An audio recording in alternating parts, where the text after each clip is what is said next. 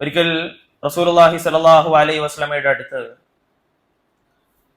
പരാതിയുമായി കുറച്ച് ആളുകൾ കടന്നു വരികയാണ്. എന്താണ് പരാതി? മസ്ജിദുൽ ഖുബായിൽ ഇമാം നിൽക്കുന്ന അൻസാരിയായ സഹാബിയെ പറ്റിയിട്ടാണ് പരാതി. പരാതി മറ്റൊന്നുമല്ല,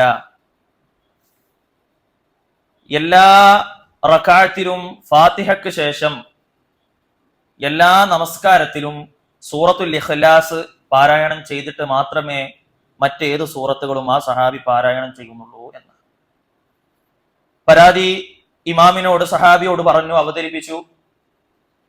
സഹാബി പറഞ്ഞു, സൂറത്തുൽ ഇഖ്ലാസ് ഓതാതെ മറ്റൊരു സൂറത്തിലേക്ക് ഞാൻ പ്രവേശിക്കുകയില്ല. നിങ്ങൾക്ക് അത് പറ്റുന്നില്ല എന്നുണ്ടെങ്കിൽ എന്നെ നിങ്ങൾ ഇവിടുന്ന് മാറ്റിക്കോളൂ.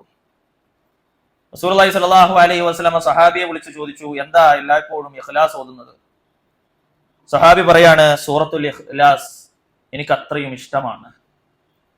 റസൂലുള്ളാഹി സ്വല്ലല്ലാഹു അലൈഹി വസല്ലമ പറഞ്ഞു, ആ സൂറത്തിനോടുള്ള നിന്റെ ഇഷ്ടം നിന്നെ സ്വർഗത്തിലെത്തിക്കട്ടെ. ഖുർആനിലെ 114 സൂറത്തുകൾ നമ്മുടെ മുന്നിലുണ്ട്.